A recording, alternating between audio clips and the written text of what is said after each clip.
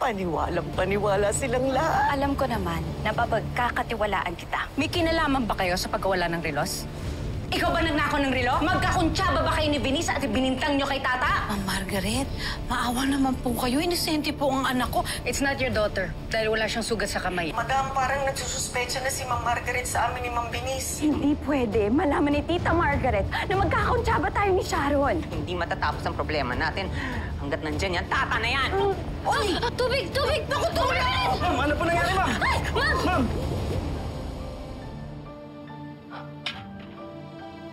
Oh my God, oh my God, oh my God. Oh my God, Mom! Mom! Mom! Sinugo daw si Tita Margaret sa hospital. Critical yung condition niya. It's food poisoning, Mom. What did you do? Di ba't sinabi ko naman sa'yo, kailangan na siyang patahimikin. So, I just did what I had to do. Kasi Lorraine, hindi ba? Pulis ba kayo? Eh naku sir, wala akong maitutulong sa inyo. Pasensya na kayo ha. Hindi ako polis, huwag kang mag-alala. May papagawa lang ako sa'yo. Pag nagawa mo, may malaking halagang kapalit.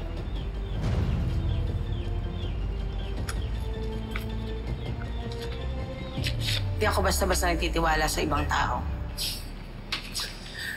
Alam mo, hindi naman mahalaga kung sino ako eh. Ang importante, magawa mo yung pinapagawa ko. At alam ko rin kung sinong mortal mong kaaway dito. Sinay Guapa. Di ba?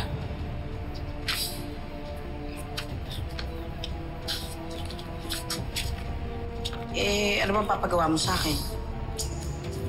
Ilagay mo ito mamaya sa luto niya. Sir, lason to? Teka sir, delikado tayo dyan. Naku, hindi ako kriminal ha. Huwag mong makabalo ah. Ikaw rin. Minsan lang may mag-alok sa'yo ng ganitong kalaking halaga. 150,000 to. Sige sir. Ganun. Gagawin ko rin. Dali ka naman pala kausap eh. Galingan mo ah.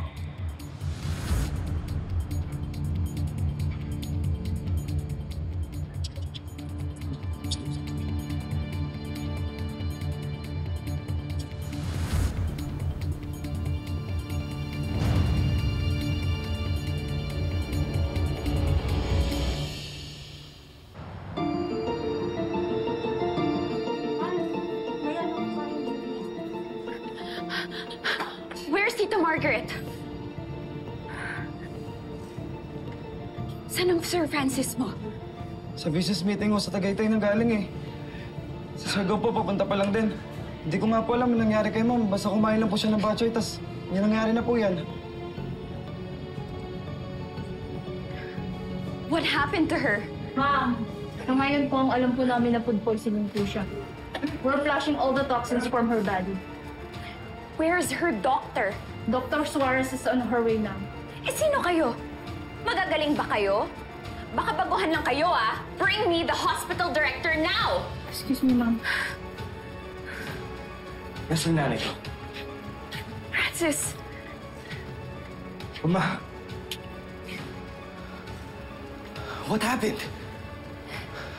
May kinainom daw si Tita Margaret, tapos bigla na lang siya nawala ng malay. Anong huling kinain niya? Batchoy po. Doon sa tindahan nila Tata. Ha? Paano nangyari yun? Kailangan patahimikin natin sila. Uma... Pinalason mo si Tita Margaret? I have no choice! Pakukulong ka niya ngayon. Alam na niya yung totoo sa ginawa mo kay Tata. Ano? Gusto mo yon? Ha?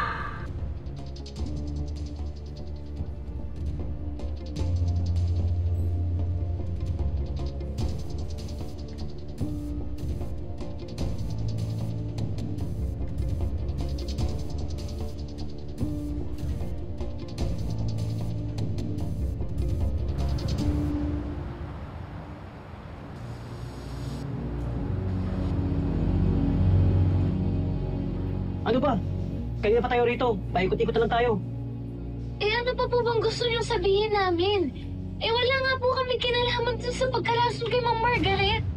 Paano walang kinalaman? Eh, malinaw nga dito sa report na may lason yung batchoy na pinakain sa biktima. Eh, sir, wala po kaming alam dyan. Kung may lason yung batchoy, hindi kami naglagay nun. May witness kami na nagsasabi na naglagay kayo ng lason sa batchoy. Oh, asan yung witness ninyo? Iharap nyo sa amin! Makausap natin! Mrs., wala kami ibang suspect kundi ang anak mong si Roberto Magbadwa. Mahidwan kayo sa mansyon, di ba? Dahil napagbitangan ka magnakaw sa mansyon nila. May motibo kang patayin si Mrs. Palma. Kasabot mo po itong nanay mo, di ba? Hindi ko maintindihan itong mga to. Wala nga tayong ginawa. Bakit nila tayo pinipilit na umamin? Kung hindi pa kayo aamin, hahaba lang ito ng hahaba. Malaking pader ang binangga ninyo. Mamumulubi lang kayo sa paglaban sa kasong to. Sa lakas ng ebidensya namin sa huli, makukulong kayong dalawa. Tay! Teka. Ikaw din. Alam mo kami na. Bana hindi ka makukulong. Tay, hindi ka pwede makulong. May sakit ka. Mamang pulis, ako ang may kasalanan. Ako mag-isa ang nagluto nung araw na yon. Nay, yung witness niyo na nagdidiin kay tata, sinungaling yon. Ang daming nakakita sa palengke. Maski si Mrs. Margaret, Nay!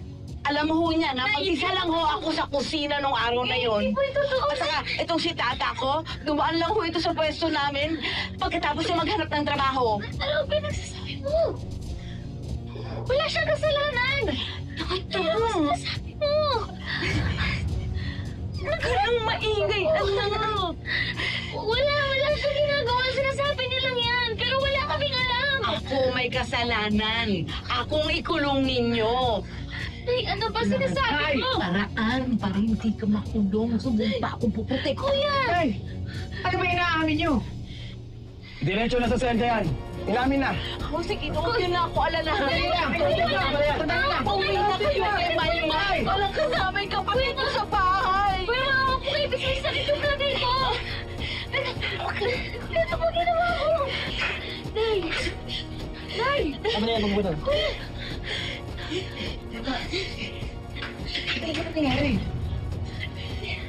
Ano gagawin natin, kuya? Hindi pwede ka kung sabi ko si Sir Francis, sasabihin ko na yun kung nalikaso nila.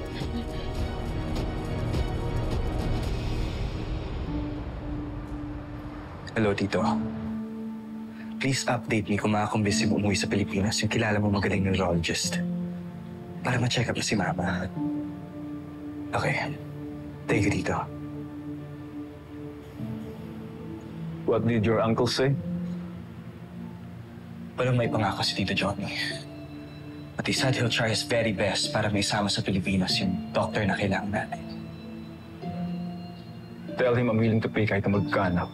Ang importante gawin natin ng lahat para magising ulit ang mama mo. Yes, Sir Dolph. Love, have you heard? Naabsuelto si Tata sa kaso. Inako ni Guapa ang krimen ng mag-ina. Sa balay ko. So inamin na nung nanay ni Tata na siya ang may kasalanan ginawa niya kay Mama?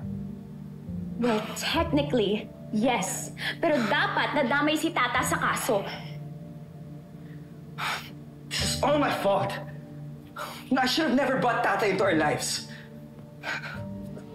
I cannot believe na magagawa ng pamilya ni Tata to sa atin.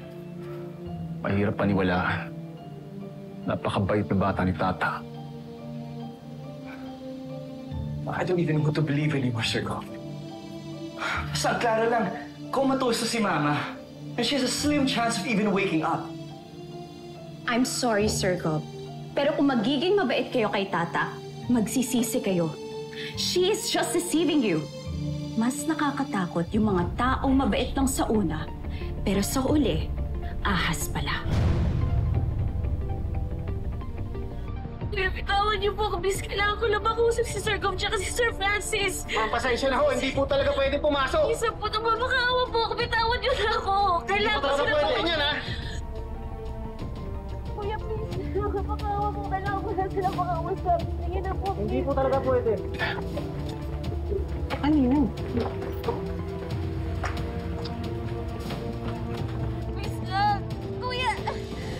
Tata! Ito, Sir Francis. The nerve of this girl! Anong ginagawa mo dito? Sir Cobb. Please po. Nagmamakaawa po ako na iurong niyo po yung kaso kasi wala naman po kasalanan yung nanay ko po. Magpapaliwanag po ko sa lahat po na nangyari pero wala po siyang kasalanan. Inosente po yung nanay ko.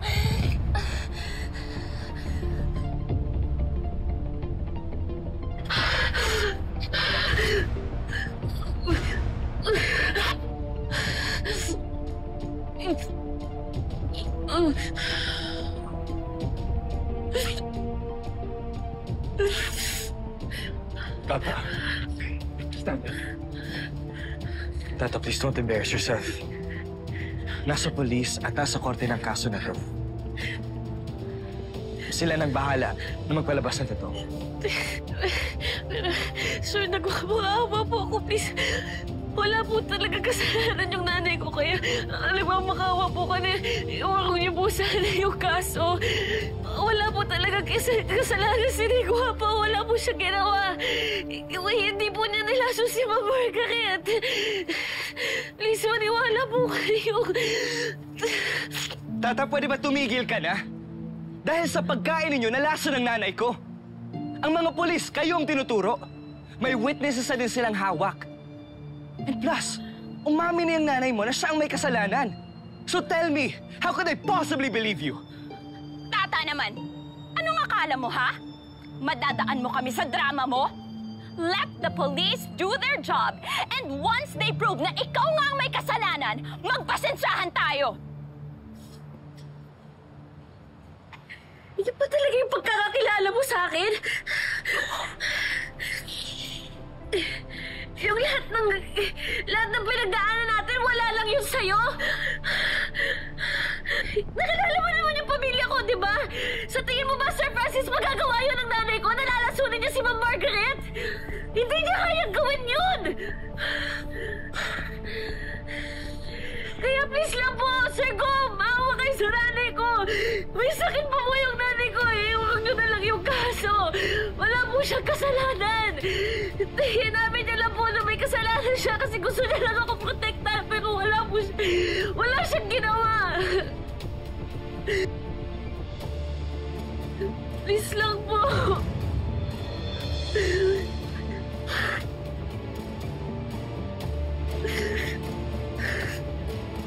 Kaya po pupunta si Margaret doon sa Batyoyan kasi po yung kutob niya. Hindi po ako yung may gawa nun, kundi po si Mang Venice.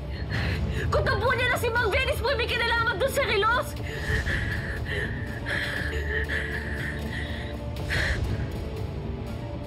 Sinungaling ka, ha? Ano naman mapapala ko sa relo na yon? I can buy that watch unlike you! Sir Go, Francis, huwag kayong maniniwala dyan sa babaeng yan. That girl is delusional. Puro kasinungalingan lang ang mga pinagsasasabi niya. I'm sure they tricked Margaret na magpunta doon sa Batyoyan nila para malaso nila. Dahil may galit kayo kay Margaret, hindi ba?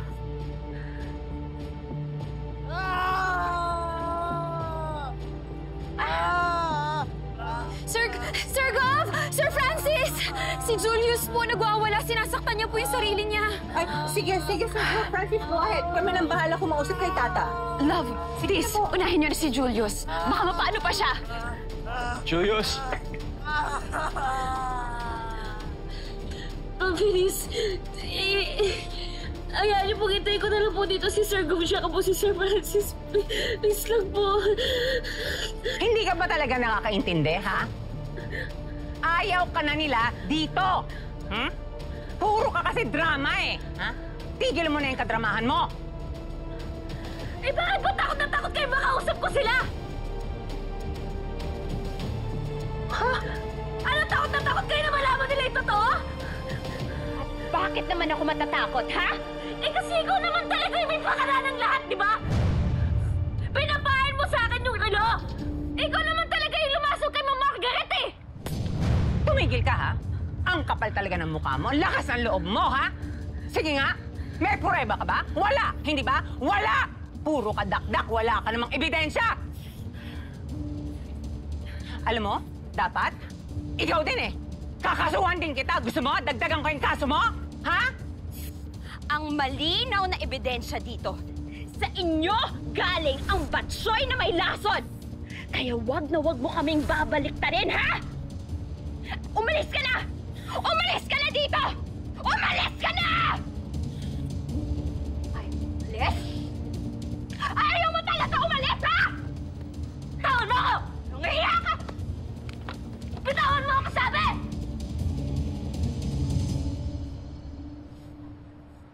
Hindi ako aalis dito! Ang kapal ng mukha mo para baliktarin kami, ha? Umalis ka na dito, babae ka!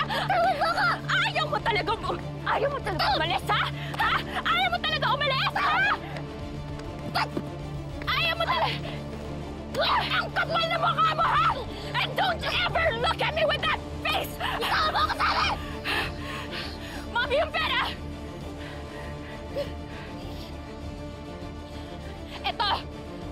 Ito ba yung magpapalaya sa'yo, ha? Ha? Kaya kayo humantong ng nanay mo nang halos makapatay ng tao, ha? Kasi mukha kang pera! Mukha kang pera! Hindi pa ba sapat ang milyones na nakuha mo sa pamilya namin, ha? Kulang pa ba? Na kaya mong magnakaw ng relo? Na kaya mong pumatay ng tao para sa pera? Ayan, pulutin mo ang lahat ng yan at magpakasasa ka sa pera habang nabubulok sa kulungan ng nanay mo. Look at where your greed has brought you.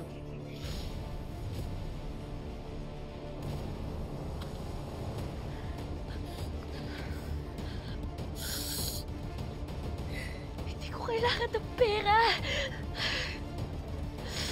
Ang kailangan ko, hustisya para doon sa nanay ko na pinakulong nyo. Hindi ko kailangan ng pera nyo! Wala kang pakialam sa pera nyo! Hustisya! Hustisya, gusto mo? Magsama kayo ng nanay mo doon sa kulungan. Guard! Guard! Kunin nyo na tong mga matay tao na to and never, ever come back! Madam, kailangan na po lumabas. Ngayon na po. Ilabas nyo na! Madam, please. Labas mo na yan. Umalis ka na! Labas! Madam! Out! Get her out of here!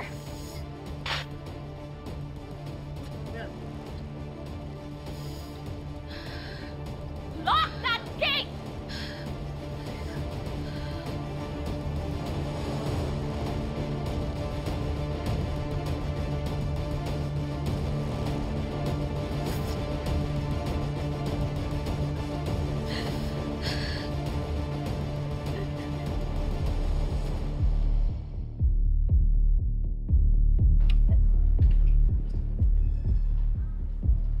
Eh po, ma'am.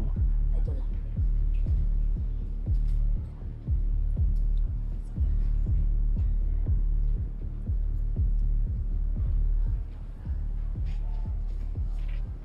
Madam Vivian,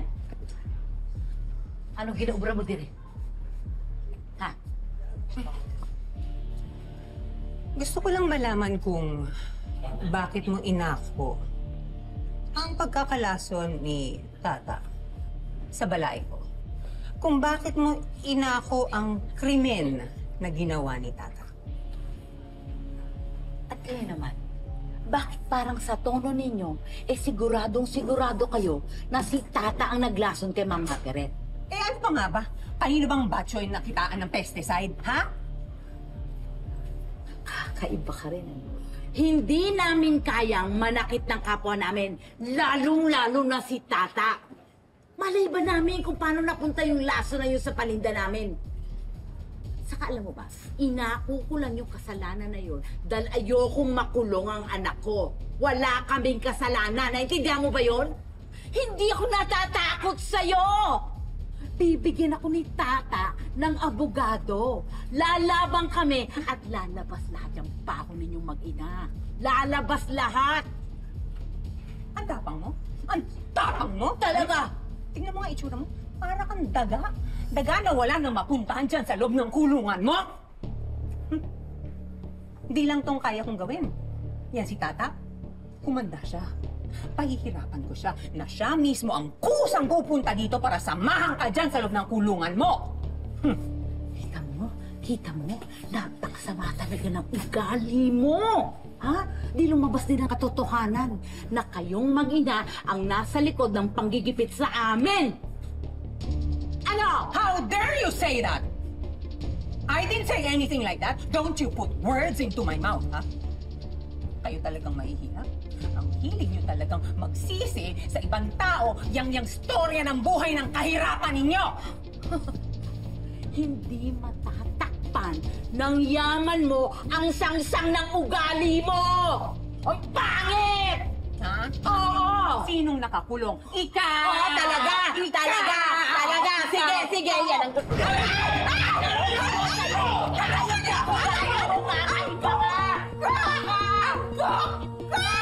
Tulungan niyo ako! Hoy! Ibok ka! Tulungan niyo ako! Nakuha ko po! Ayun ka! Tignan mo! Pagpapayaran mo to! Hayop ka! Ay, pag ako nakalabas dito, hindi na yan aabutin mo. Lalabang kami sa'yo at kung ano man yan tinatago nyo, lalabas lahat yan! Magugulo ka dyan sa loob! Hindi ka makakalabas! Hayop ka! Ano ka dito? Balik ka!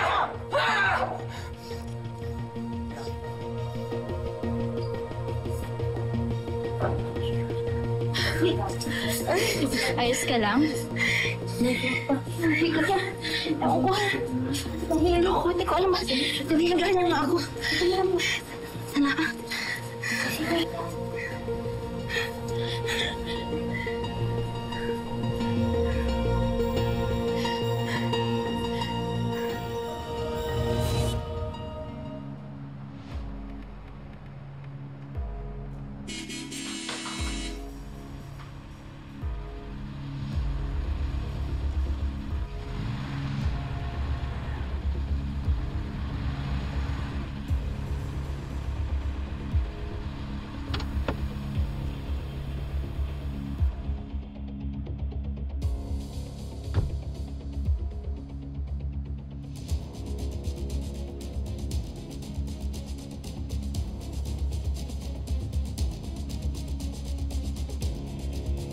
Morning, madam.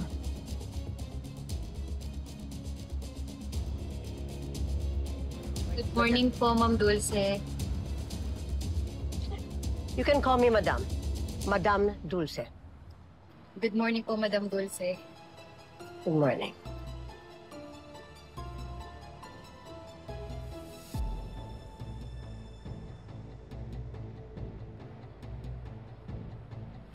Ano? Buhay pa pala si madam? Uy, marinig ka. Galing pa daw ng Amerika yan. Ngayon lang daw nagparamdam nga ulit eh. Paramdam? Parang multo lang paramdam. Galang yung nanay ni Sir Gob yan. Naman lahat sumusunod dyan, kahit si Sir Gob, si Madam Margaret, at saka si Sir Francis. May-ari yan ng group of companies, kaya huwag kayo magaganyan-ganyan. Kasi daw siya sa Paramdam ka siya. Kinabutan tuloy yan. Ito kasi pinatay Buhay pa nga. O bilisan mo kaya. Greg. Mamita. Lola Sweet. Francis. Sorry, di na nakavisit sa US. I've been really busy lately. But I'm really happy to see you, Lola. How's Margaret doing? Comatose pa rin po siya. But the doctor said she's improving. Madam, sorry po. Bag niyo po. It's nice to see you again, Lola Sweet. Last time po tayo nagkita ng kasal pa namin ni Francis. Sa first time nakita ko yung bago mong mukha. Opo. Medyo naging masaklap yung nangyari sa akin. Pero ako pa rin to. Ako pa rin si Benes. Ang asawa ni Francis. Anyway.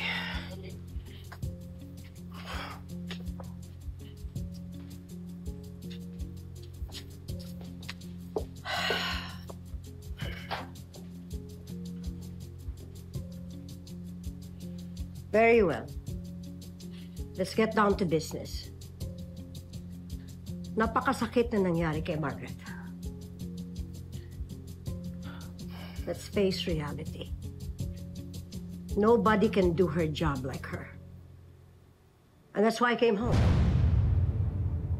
I will take over her position in the meantime.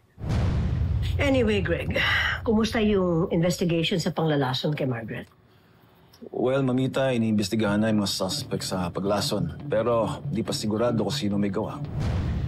What? Bakit hindi sigurado? Ha? Hindi ba sila yung nagpakain ng batyo na may lason kay Margaret? Ha? Kailangan sila makulong for life. Margaret did not deserve this. Kailangan magbayad sila. Tama ka, Lola Sweet. Dapat makulong yung tata at naigwapa na yan. I will call Chief Escobar. Kailangan umamin yung mga suspect na yan sa paglaso nila kay Margaret.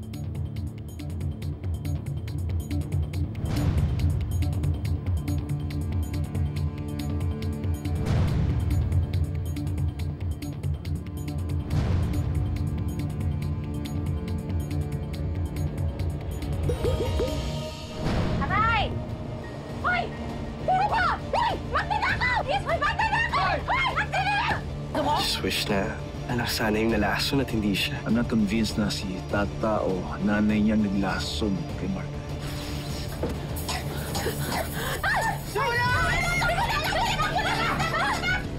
Sir, anong natago, Didi? Nagkaroon ng sunog, sir.